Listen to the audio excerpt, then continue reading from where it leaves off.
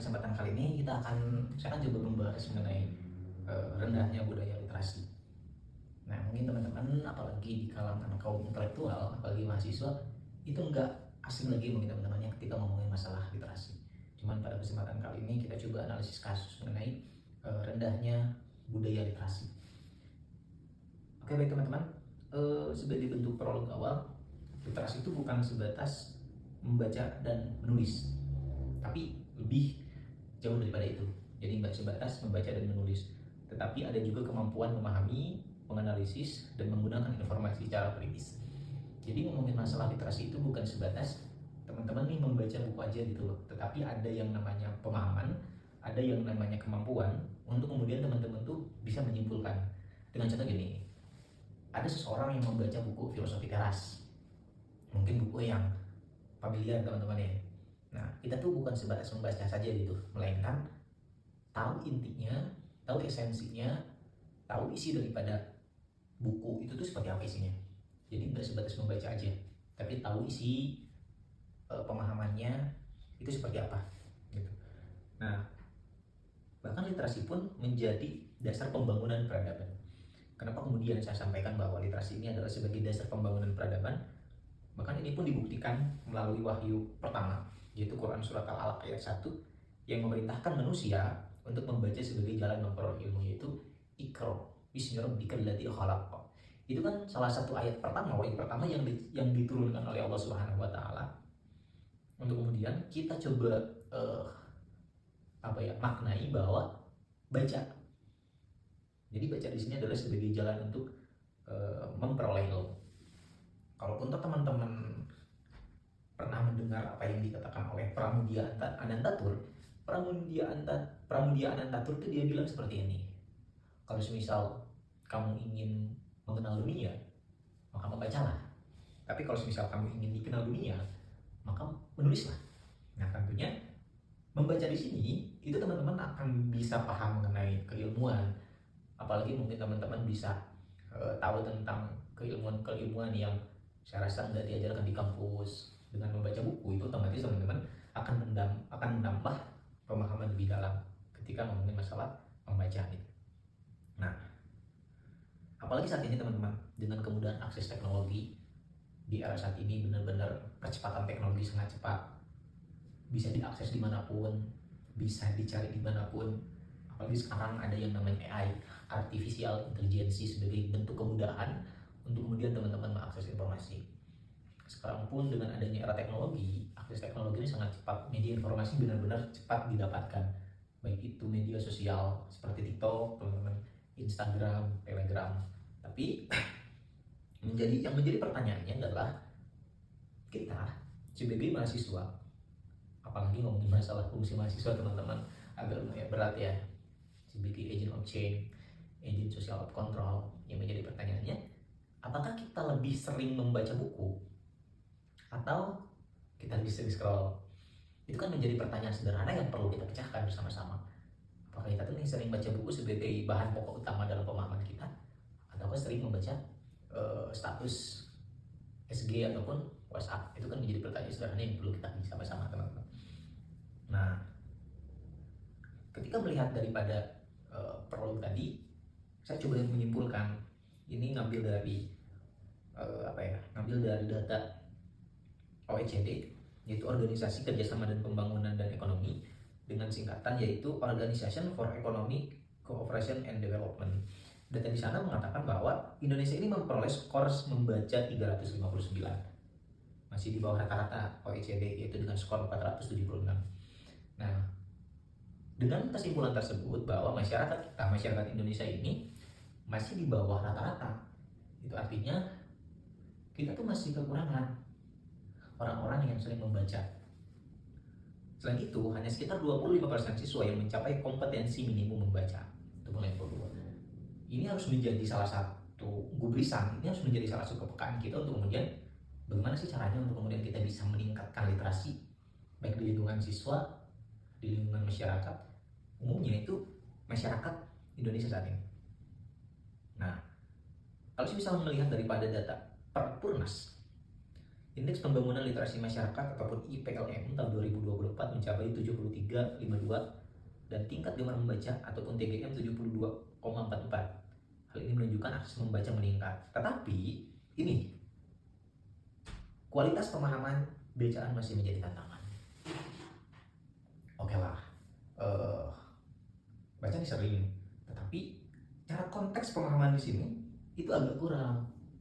Dengan contoh tadi kan udah dicontohkan bahwa kita baca nih beberapa buku, tapi cara pemahaman kita agak kurang. Itu harus perlu ditingkatkan.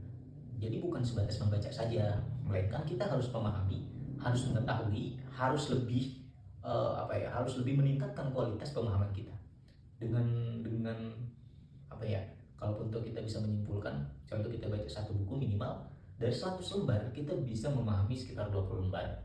Jangan sebatas full saja membaca tapi tidak tahu memahaminya.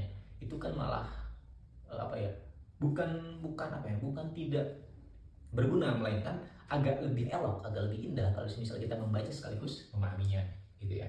Itu data dari, tadi kan data pertama dari data PISA tahun 2022, yang kedua data dari Perpurnas tahun 2024. Nah, terus apa sih yang menjadi penyebab rendahnya literasi? Ini saya coba simpulkan, ada berapa ya? Ada 4, teman-teman. Pertama, itu faktor individu. Minat membaca masih rendah karena peserta didik menganggap membaca hanya sebagai kewajiban sekolah.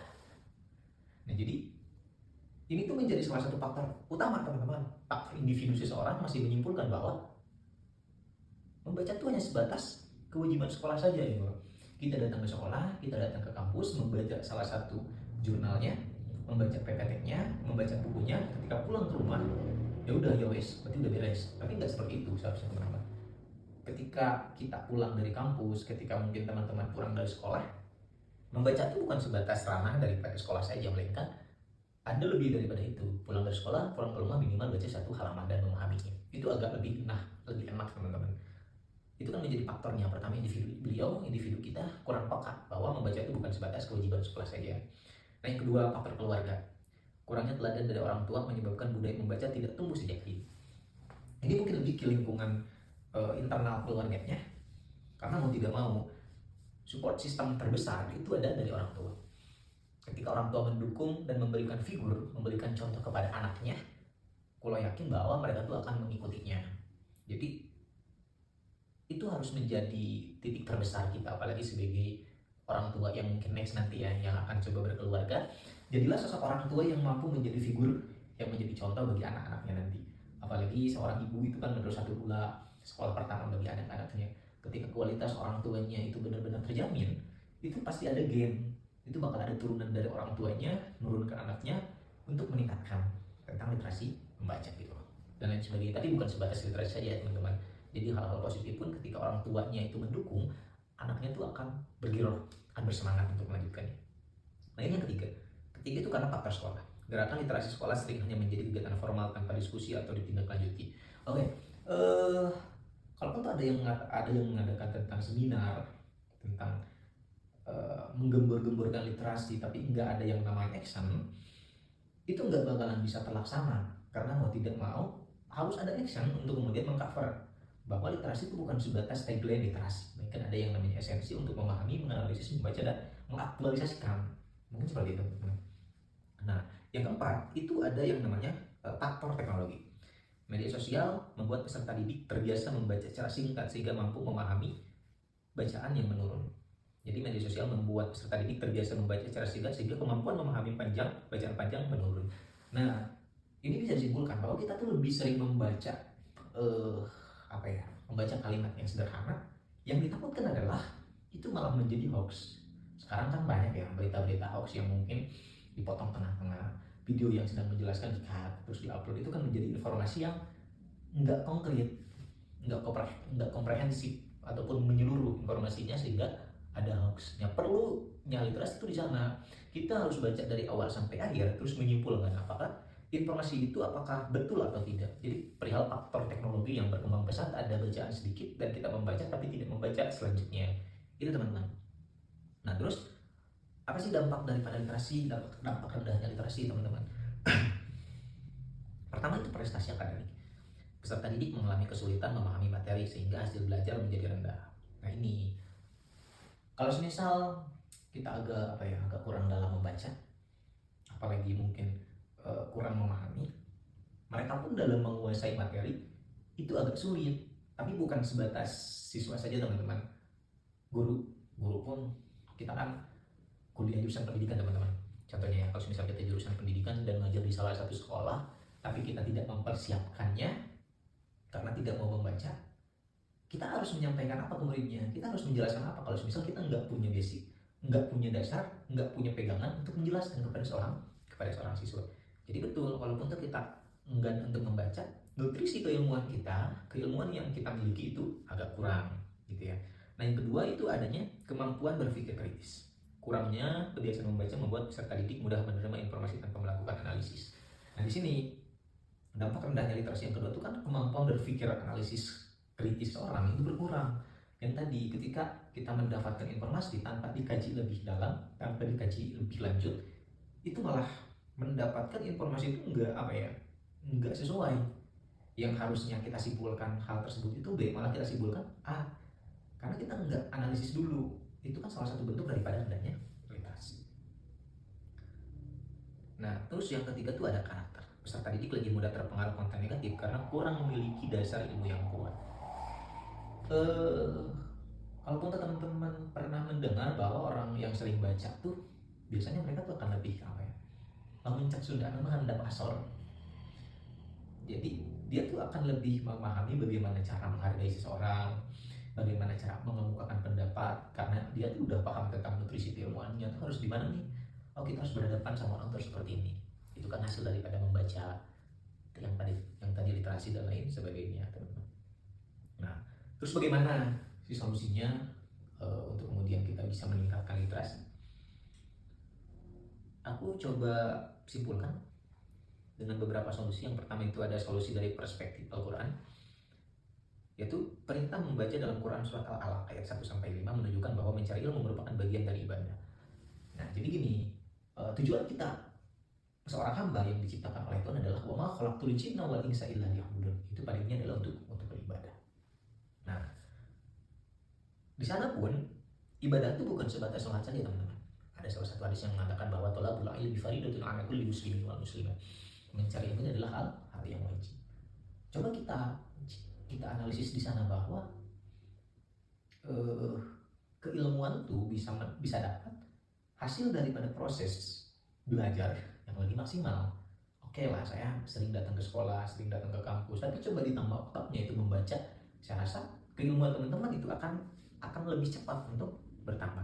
Bahkan Quran surat Al-Mujadilah ayat 11 menjelaskan bahwa Allah menjelaskan akan meninggikan derajat orang-orang yang berilmu. Kalau nggak salah ayatnya tuh gini, tapi kalau misal salah tolong dikoreksi teman-teman. Yarfa'illahu alladhina amanu minkum walladzina utul ilma darajat. Jadi Allah tuh akan meninggikan derajat orang-orang yang berilmu. Nah, terus bagaimana implementasinya untuk kemudian kita bisa jalankan dalam kehidupan sehari-hari? Yang pertama yaitu membiasakan membaca Al-Quran dan buku sebelum pembelajaran. Jadi ketika kita mulai proses pembelajaran, kalau dalam konteks siswa kita membaca dulu materinya, mencari dulu informasinya, mencari dulu pengetahuannya, supaya nanti ketika proses pembelajaran kita coba relevansikan, sesuaikan apakah yang kita baca tuh dengan guru yang tadi dijelaskan tuh apakah sesuai atau tidak. Itu teman-teman. Nah kalau misal dalam perspektif pendidikan Islam bertujuan membentuk insan yang berilmu dan berakhlak. Oleh karena itu pembelajaran perlu diarahkan agar peserta didik aktif mencari informasi melalui membaca, berdiskusi dan mempresentasikan hasil kajian. Gitu teman-teman. Nah, solusi yang ditawarkan oleh perspektif pendidikan Islam di sini adalah kita tuh harus mencoba membuat sebuah ruang-ruang diskusi kecil, membuat sebuah ruang-ruang tempat berkumpul, dan di sana kita membahas keilmuan. Contoh program yang diterapkan gerakan literasi sekolah, pojok literasi Islami, one week one book nih, ini agak lumayan nih. Terus yang keempat lomba esensi buku, yang kelima kajian buku keislaman. Jadi pada intinya kita coba membuat sebuah program untuk mengumpulkan beberapa orang, kalau untuk nggak bisa terlalu banyak, minimal ada beberapa orang untuk mencoba mengimplementasikan, ada ruang-ruang diskusi untuk menambah pemahamannya gitu loh. Nah kalau misal solusi perspektif psikologi pendidikan menurut Bandura, peserta pendidik belajar melalui keteladanan sehingga guru dan orang tua harus menjadi contoh dan remaja. Jadi peserta didik itu menurut Bandura, beliau bilang bahwa peserta didik itu akan melihat gurunya, akan melihat orang tuanya. Jadi apa sih yang menjadikan bahwa guru itu sebagai figur? Karena kalau misal kata Dilan ya teman-teman, guru itu kan digugu dan ditiru. Kelakuannya, passion ataupun penampilannya, cakrawala pemikirannya, pengetahuannya itu akan menjadi sosok peserta didik itu akan mengikuti. Jadi harus menjadi tauladan ataupun contoh dulu gitu. Nah itu mungkin teman-teman salah satu solusi konkret yang mudah-mudahan bisa kita jalankan sama-sama terkait solusi pendidikan Islam, psikologi pendidikan ataupun perspektif basis pendidikan Islam. Nah saya rasa mudah-mudahan dengan adanya pemaparan sedikit dari saya ini menjadikan keilmuan buat teman-teman, khususnya bagi saya pribadi, umumnya bagi teman-teman. Nah dengan kesimpulannya, rendahnya budaya literasi pendidikan dipengaruhi oleh faktor individu tadi, yang kedua keluarga, yang ketiga sekolah, yang keempat teknologi. Nah dampaknya tidak hanya sebatas pada prestasi akademik, tetapi juga pada kemampuan berpikir kritis, karakter seseorang, dan kehidupan sosialnya. Oleh karena itu peningkatan budaya literasi harus dilakukan melalui sinergi antara keluarga, sekolah, masyarakat, dan nilai-nilai pendidikan Islam. Mungkin itu teman-teman yang dapat saya sampaikan. Mohon maaf apabila ada salah ucap, salah pemaparan, salahnya dari saya pribadi, mohon maaf yang sebesar-besarnya. Di sini saya ngambil referensi dari yang pertama yaitu tadi OECD 2023, 2024, terus PISA 2022, terus yang keduanya ada Perpustakaan Nasional Republik Indonesia tahun 2021 dengan indeks pembangunan literasi masyarakat. Saya pun ngambil daripada referensi dari Kementerian Agama Republik Indonesia tahun 2024, ngambil juga dari Kemendikbudristek tahun 2023 yaitu Gerakan Literasi Nasional, ngambil juga referensi dari Bandura tahun 1977, Piaget 1972, Vygotsky Sky 1978, Al-Ghazali, dan Ibnu Khaldun. Itulah yang dapat saya sampaikan. Akhir kata saya ucapkan, saya Muhammad Firdaus pamit mohon undur diri. Wallahul muwaffiq ila aqwamit thoriq. Wassalamualaikum warahmatullahi wabarakatuh.